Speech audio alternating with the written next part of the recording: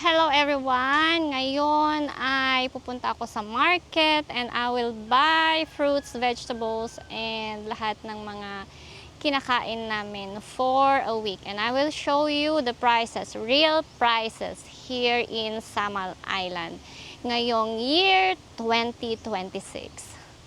And dito nyo po makikita if how much is our budget for a week. Sa foods lang yon. Let's go! And of course, para makatipid tayo, I'm just walking. At dala-dala ko ang aming bottled water para bumili doon sa baba. Kasi meron din naman kaming mga stores here na near sa amin. But you need to lift. Kailangan mong buhatin ito. Hindi ko kayang buhatin to hanggang sa bahay namin. Kaya, I will just buy there sa baba para magbao-bao na lang ako. O, di ba, bongga? Mas easier for me. And, yan nga po ang aking dinaanan. Pataas siya. Pataas na pag ganun. This is just the shortcut. Parang especially nilagay nila tong mga socks ranch. Ranch. Before, mga to nakasako-sako dati. Tapos later on, because of the rain, dahil laging umuulan dito, kaya naging ganyan na siya. And doon sa part na yon is sinemento na nila. And after that, mga bato-bato na doon. Kaya din siguro tinawag na solid rock ang aming purok dahil maraming mga solid rocks upstairs. As in, malalaki talaga. I'm planning to buy vegetables and fruits together with my baby. Pero may practice sila ngayong araw na ito ng dance. Kaya iniwan ko na lang siya doon sa school. Tapos babalikan ko na lang later. And I'm buying water here at this place. This one is 30 pesos. Ang isa. Iwan ko muna doon yung water and I will buy stuffs, fruits, vegetables, and kung ano man yung trip kong bilhin. Kasi mabigat siya. And now, let's go to buy chicken. I'm already here pero wala ang nagtitinda. Kaya babalik na lang tayo later. Ayan, mga frozen foods, yung mga tinda nila dito. And I only want to buy here chicken. Balik tayo mamaya. Wala kasi yung may-ari. And I'm out here sa mga nagtitinda ng gulay. Pero sabi nila is tomorrow pa yung mga fresh gulay. But I needed to buy something at I decided to buy kalamansi nila is 65 per kilo. Ayan, ang kalamansi nila 65 per kilo. Samantalang nung pumipitas-pitas kami, ang mura ng kalamansi. Ngayon, bumibili na lang.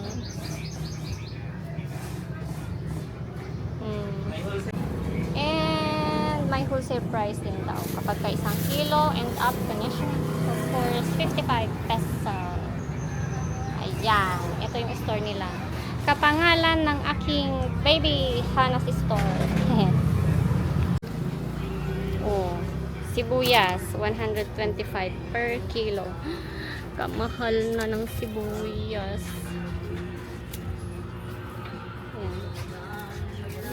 Ginagamit ko lamang ang sibuyas na red for Hana's tea. Kasi inuubo siya. Ayan. Pero for cooking, I'm using yung kulay ganito, brown. Wait lang. For cooking, I'm using like this. Wala, trip ko lang. Masarap kasi siya. Matamis. 110 pesos. And itong bawang is 140 per kilo.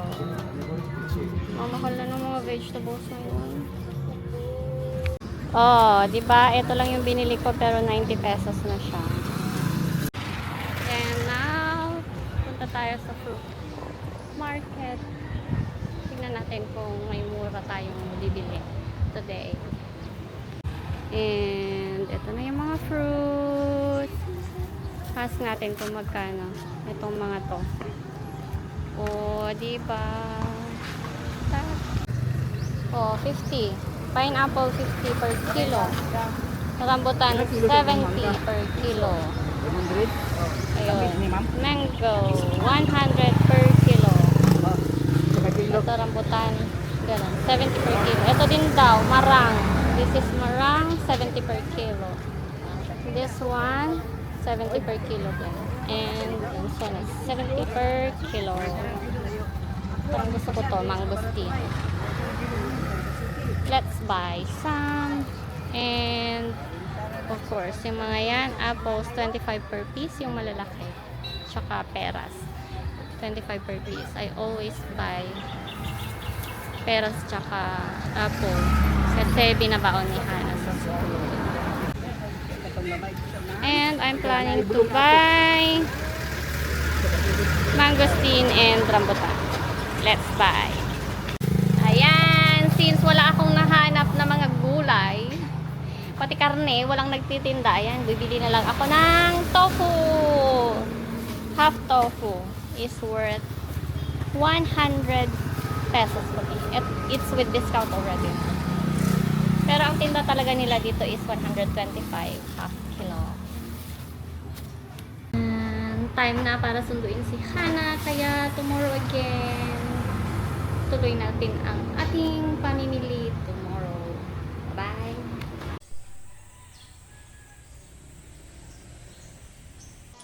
And now, let's continue sa pagbili ng ating mga produkto because today wala na kaming stocks na pagkain. Kailangan na talagang bumili. Tingnan natin kung mayroon na silang mga new stocks doon. If wala, di no choice tayo yung luma yung bibilhin natin. Let's go! Punta muna tayo sa fish market and let's see kung meron silang fresh fish and squids. I hope so. Sana meron, lalo na yung squid kasi favorite nila Hana and Dima yung squid. This is the way going to the fish market. Shortcut lang siya. Para hindi na ako ikot ng ikot and pabalik-balik. Let's go. Ayan. Ganito ang lagi namin dinadaanan dito sa islands. It's just normal way for us. Ginawa lang ata nila ito for shortcut. Parang hindi siya talaga daanan. Ayan.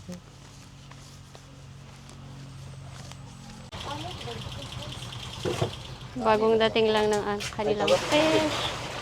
Matang baka. Magkano po matang baka? Matang baka? Oo. 250. 250 per kilo. Mahal na siya. And I'm lucky dahil fresh yung mga fish nila ngayon. And may squid din. Tingnan natin kung anong meron. Matang baka din. And magkano po bang? 250 lang. 250 per kilo. Ay, ano yan? O malaki? Orilis? Ha? Tulingan. O, diba? Hindi ko pa alam pangalan. Tulingan. Tulingan and squid. Ano po? Isang kilo ng squid. Yung squid nyo po magkano?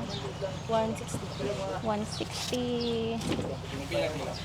And bumili lang ako ng isang bangus, isang piraso, yung medyo malaki. Less than kilogram siya, kaya 240 lang yung babayaran ko. And kilogram ng squid. Yung less than kilogram na fish, bangus, and 1 kilogram na squid nabili ko is worth 400 pesos na. Ang mahal na ng bilihin ngayon. And now, let's go to the meat section sa meat market. Pero ang bibilhin ko lang is chicken. And here I am again sa bilihan ng manok. 220 per kilogram ang breast. At mukhang bago, no? Bago. Ang swerte ko ngayon, puro bago. Sana meron ding vegetable kasi kahapon wala. And here I am sa nagbebenta ng vegetables, and as they said nga, today is fresh lahat kasi kalalagay lang nila. And let's buy.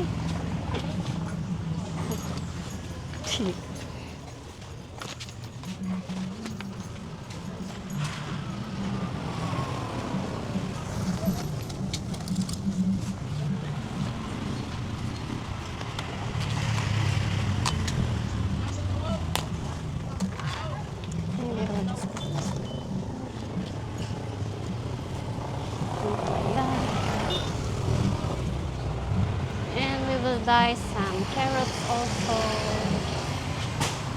Kasi favorite nila ang gulay talaga. Cucumbers, pero parang hindi ko siya bet. Hanap tayo ng maganda.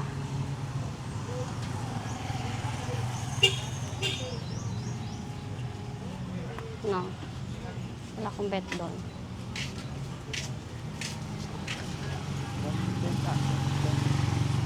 Mais. Dati 3 lang binibili ko, pero nag-aagawan kami. Kaya, hindi. Dati 2 lang binibili ko, tapos hinahati ko lang siya. Tapos nag-aagawan kami, kaya 3 na. Or apati na lang natin. Ayan. Ito, potatoes. Potatoes. We will buy some potatoes. Kasi favorite din ni Hana ang potato.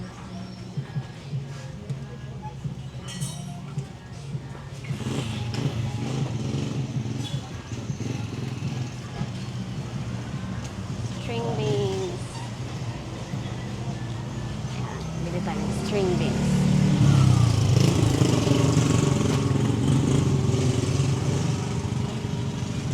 And parang hindi maganda tong mga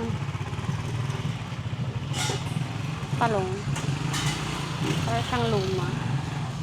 Kasi ano siya, sluggish. Kaya hindi tayo muna mabibili. Ayun, kamatis. Kamatis ang pinaka-favorite ni Hana. Kaya medyo damihan natin. Ah, ito pala, oh. Mas maganda. Oh, diba? Mas fresh.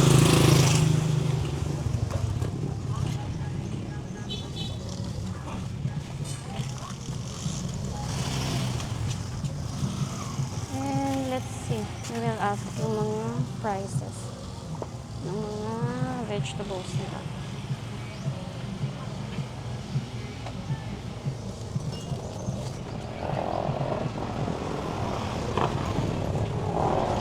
Kamatis, pero parang wala silang malalaki ngayon. Ganito yung mga tinda nila dito. Vegetables. Ayan.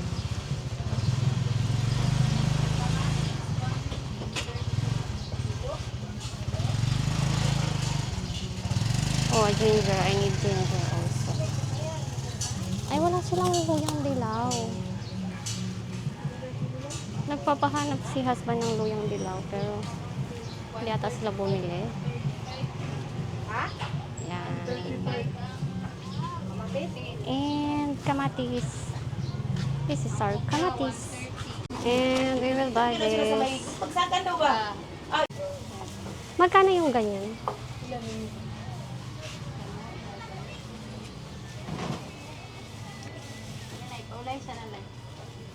Ito ba yung ano? Tinatawag na sigarilyas?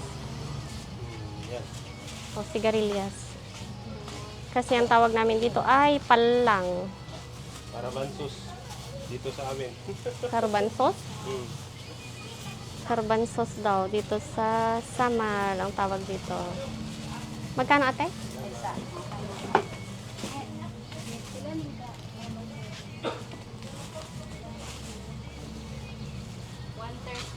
130 per kilo. Kamatis magkano? Ang kamatis, 135. Ay, wow! Ang mahal! Ang kayo. Dati, ano lang, 60, 70, 55, 50, ganun. Last, itong kuan. Magkano? 135? Mahal kayo gabi eh. Exaggeration. Grabe, 135 pesos ng kamatis. Labanos ate? Radish. 75 per kilo. Tapos talong?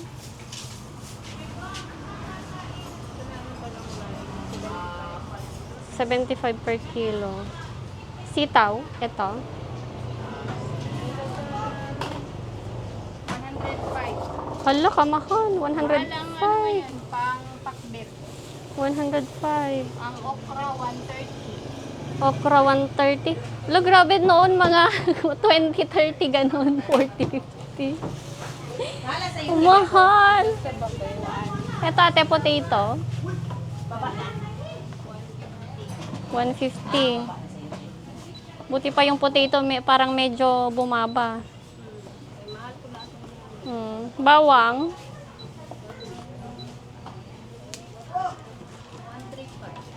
135 per kilo. Wala ka mahal. 135. Tapos tong ginger ate. Ay, wala kayong yellow ate? Wala ito. Wala. Magkano ginger? 90. 90 per kilo. Grabe, mahal. Ito, bisre. Tapos ito mais.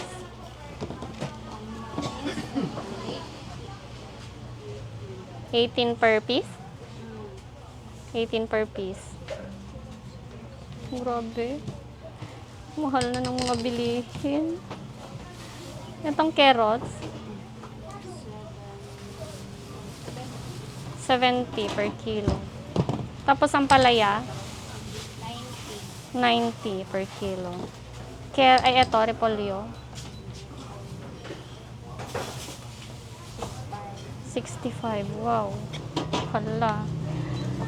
Nakakalula yung mga presyo nila. Ayan.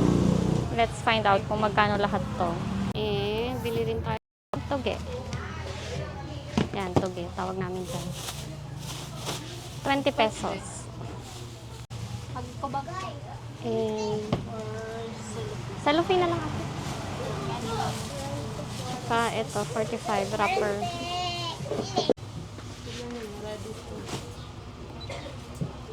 Oh, diba? Grabe, nakabayad. 625 na yun. And, yun na po ang aming pagkain for a week. And of course, plus rice. Red rice na. Kalimutan ko magkano yung price. 40 something ng kilogram red rice lagi. Less than 100 pesos yung 1 week namin na rice consumption.